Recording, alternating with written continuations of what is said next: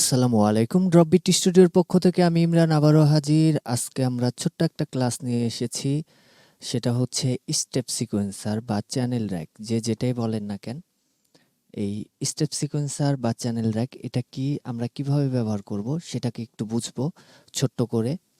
তো যাই হোক, সর্বপ্রথমে আমি একেবারে হাতের বাম পাশে যে গ্রিন সিগন্যালগুলা জ্বলতেছে ১, ২, ৩, ৪, এখানে ৪টা স্যাম্পল আছে বিধায় ৪টা চ্যানেল এখানে জ্বলতেছে। এগুলা কি? এগুলা হচ্ছে আপনার এই চ্যানেলগুলা অ্যাক্টিভ আছে, হ্যাঁ? ফর এক্সাম্পল আমি এখানে ৪টা সাউন্ড দিলাম, দেওয়ার পরে এই যে ৪টা সাউন্ড বাজলো, তার মেন রিজন হচ্ছে এখানে আমার ৪টাতে গ্রিন সিগন্যাল করা আছে, মানে ৪টা চালু করা আছে। আমি যদি একটা শুনতে যাই, ধরেন আমি সবার নিচেরটাই শুনবো, এটার মধ্যে কি সাউন্ড আছে আর কোনোটা না, সবগুলা বন্ধ থাকবে। তাহলে এখানে রাইট বাটন ক্লিক করব, এই যে সবুজ সিগন্যালের উপরে রাইট বাটন ক্লিক করব। রাইট বাটন ক্লিক করে এখান থেকে সলো করে দেব। সলো করে দিলে বাকিগুলো বন্ধ হয়ে গেছে। এখন শুধুমাত্র ওই একটা সাউন্ডই বাজবে, যে চ্যানেলটা খোলা থাকবে সেটাই বাজবে। আবার রিটার্ন করতে আবারও রাইট বাটন, তারপরে এখানে আবার একটা ক্লিক করে দিলে হয়ে গেল। এই ছিল হচ্ছে আপনার প্রথমের যে বিষয়টা। তারপরে ছোট্ট করে একটা ভলিউম কি দেওয়া আছে, দেখেন, একটা ভলিউম নব। এই ভলিউম নব এটা কি? এটা যদি আমরা এফএল স্টুডিওর কাছ থেকে জানতে যাই, তাহলে আমি যখন এখানে মাউস রাখছি তখন দেখবেন বাম পাশে এই যেটাকে বলে হিন প্যানেল, হ্যাঁ? টোটালি আমরা যেইখানে মাউসটা রাখবো, যেইভাবে যেটার উপরে রাখি না কেন, ওইটা আসলে কি জিনিস, ওটার নামটা এইখানে লেখা দেখাবে যে এটা কি, হ্যাঁ? ওই সূত্রে আমরা যখন এই ভলিউম নবের উপরে রাখছি, তখন কিন্তু এই যে বাম পাশে এইখানে আবারও এই যে চলে আসছে। ওইখানে এটা দেখাচ্ছে, এটা হচ্ছে প্যানিং। প্যানিংটা কি জিনিস, হ্যাঁ? এখন এই প্যানিংটা হচ্ছে, যারা একেবারে নতুন তারা তো বুঝেন না, যারা একটু অ্যাডভান্স লেভেলের তারা বুঝেন এটা। প্যানিংটা হচ্ছে আপনার ২টা স্পিকার থাকে। ২টা স্পিকারের মধ্যে হচ্ছে ডান পাশে একটা, বাম পাশে একটা। এখন এটাকে যদি আমি টোটালি ডান পাশে নিয়ে যাই, একবারে টোটাল ডান পাশে যদি নিয়ে যাই যদি প্লে করি, তাহলে এই সাউন্ডটা বাজবে হচ্ছে এক কানে, এক পাশে। তারপরে আমি যদি এটাকে টোটালি বাম পাশে নিয়ে যাই, তাহলে এক পাশে বাজতেছে, হ্যাঁ? আর এটাকে যদি আমি রিসেটটা কিভাবে করলাম? রাইট বাটন ক্লিক করেছি, হ্যাঁ? রিসেট আগের জায়গাতে চলে আসছে, একেবারে মিডিলে। এখন হচ্ছে ২ কানেই সমানভাবে সে বাজবে। তারপরে যেটা, সেটা হচ্ছে আপনার ভলিউম প্যানেল। ওইখানে বাম পাশে যে হিন প্যানেলে একটু ফলো করলেও দেখা যাবে, সেটা হচ্ছে ভলিউম কি। এখন এই যে সাউন্ডগুলা বাজতেছে, এই কিকের আমি সাউন্ডটা কমিয়ে দিব। তাহলে এই ক্ষেত্রে আমি এখান থেকে যদি কমায় দেই, দেখেন এখন কিকটা আসবে না, একবারে 0 করে দিচ্ছি।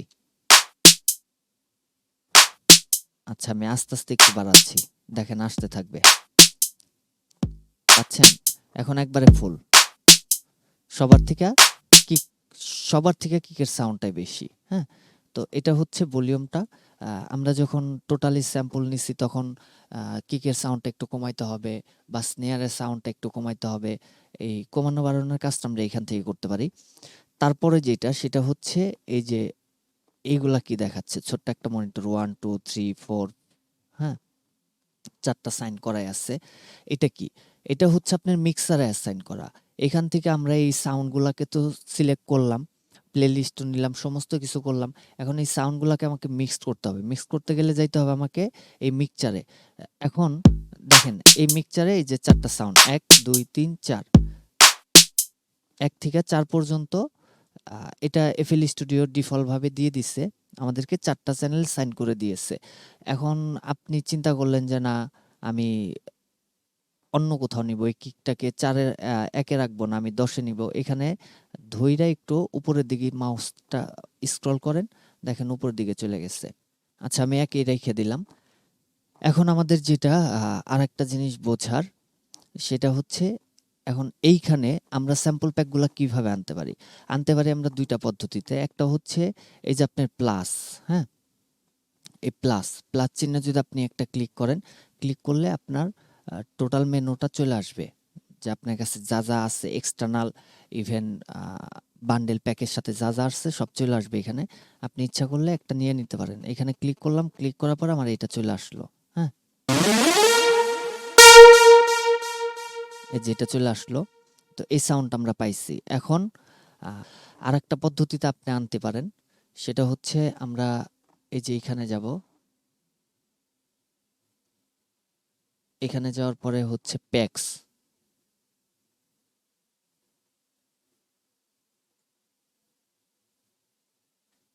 প্যাক্সে যাওয়ার পরে জাস্ট আমি ড্রামসে ঢুকলাম, ড্রামসে ঢোকার পরে হাতের কাছে যেটা সেটাই, এই যে এখান থেকে জাস্ট মাউসটা চেপে ধরে ড্র্যাগ করে টান দিয়ে ধরে এখানে এনে ছেড়ে দেন এই খালি জায়গাটাতে। হ্যাঁ, এই যে এই যে নিচে একটু খালি জায়গা, এরকম খালি জায়গাতে ছাড়বেন, তাহলে কিন্তু আবার এটা চলে আসছে। দেখেন আমরা এই সাউন্ডটাকে আনছি। তো এই হচ্ছে দুইটা পদ্ধতিতে আনা যায়। এখন এইখানে আনার পরে হচ্ছে আমাদের বাকি কাজগুলা, সেটা হচ্ছে আমি এইখানে আনার পরে এই যে রাইট বাটন ক্লিক করলাম, রাইট বাটন ক্লিক করার পরে পিয়ানো রোল, পিয়ানো রোলে ক্লিক করার পরে যে এখানে চলে আসলো, এখান থেকে আমাদের প্যাটার্নগুলা তৈরি করতে হবে।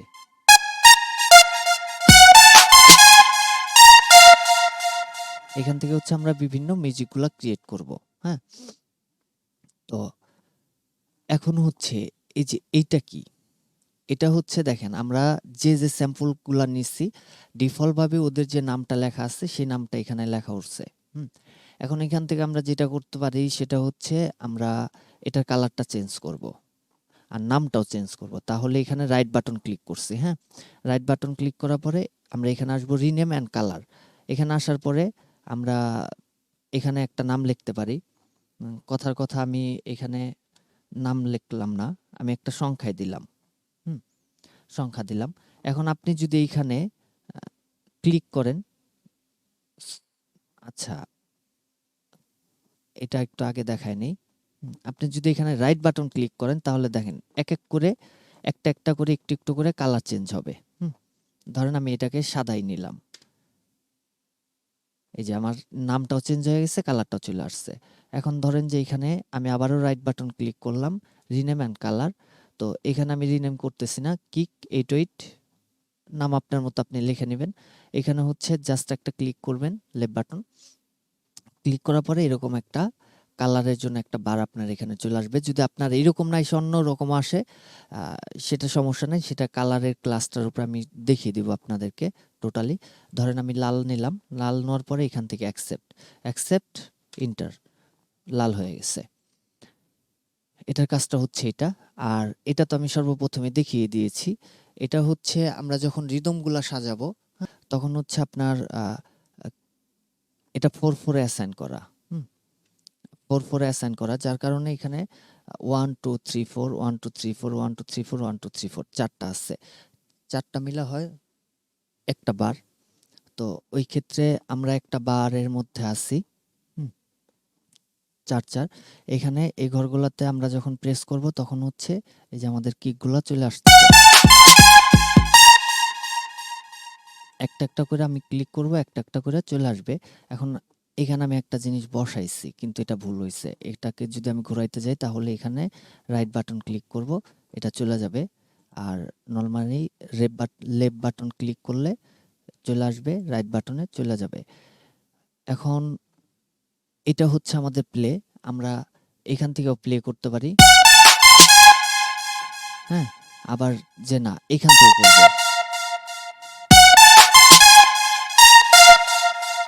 এখান থেকে আমরা প্লে করতে পারতেছি। এটা কি, এটা হচ্ছে অল। যখন অলে থাকবে তখন টোটাল যে স্যাম্পল প্যাকগুলো আমাদের আছে সেটা এখানে থাকবে। যখন আমরা একটা মিউজিক করতে যাই তখন 15 20টা 100টা 70টা 80টা এরকম চ্যানেল হয়ে যায় আমাদের। হ্যাঁ, তখন সবগুলা একসাথে আনার জন্য হচ্ছে অল।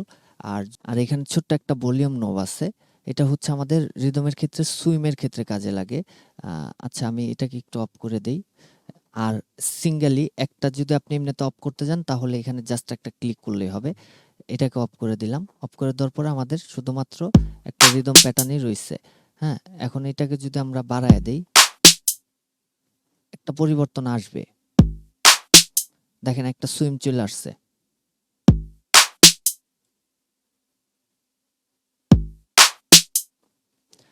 আচ্ছা যাই হোক, এমনিতে কতটুকু বুঝতে পারছেন আমি সেটা জানি না। হুম? তবে এটার কাজটা হচ্ছে সুইম। আর এইখান থেকে যে বিষয়টা, সেটা হচ্ছে আপনার ওই প্যানিং-ট্যানিং এর কাজে লাগে। হ্যাঁ? এটা। আমি এখান থেকে অ্যাকচুয়ালি কোনো কাজ করি না, প্যানিং করি না। তার মেইন রিজন হচ্ছে আ এই প্যানিং করার জন্য আমি এখান থেকে ভলিউম প্যান থেকেও করতে পারতেছি, অটোমেশন করতে পারতেছি। প্যানিং থেকে শুরু করে ভলিউমের যত আপ ডাউনের যে কাজগুলো আছে সেটা পিয়ানো রোল থেকেও হয়। যার কারণে এখান থেকে কখনো করি না। আ এখান থেকেও করা যায়। এটাতে যখন আমি প্রেস করব তখন হচ্ছে আমার ওই ইয়াগুলা থাকবে না। সরাসরি পিয়ানো রোলের যে স্টাইলটা ওইটা চলে আসবে। হুম? তো এই ছিল ছোট্ট একটা স্টেপ সিকোয়েন্সারের গল্প। যেহেতু আমি কোনো কিছু প্রিপারেশন নিয়ে করি না, যদি কোনো কিছু শর্ট পড়ে যায় বা বাকি পড়ে যায়, হ্যাঁ? একটু কমেন্ট করে লিখবেন, জানাবেন। আর সেটা অন্য কোনো টিউটোরিয়ালে সেটা 100% কাভার করে দিব। নেক্সট টিউটোরিয়ালে 100% কাভার করে দিব। বা আমারও যদি পরে মনে পড়ে যে না, স্টেপ সিকোয়েন্সারের এই একটা বিষয় আছে যেটা আপনাদেরকে জানানো বা বোঝানো গ্যাপ রয়ে গেছে, বাকি রয়ে গেছে, হ্যাঁ? আ সেটা আমি নেক্সট ক্লাসে অবশ্যই পূরণ করে দিব। ধন্যবাদ। ভালো থাকবেন, সুস্থ থাকবেন, সুন্দর থাকবেন।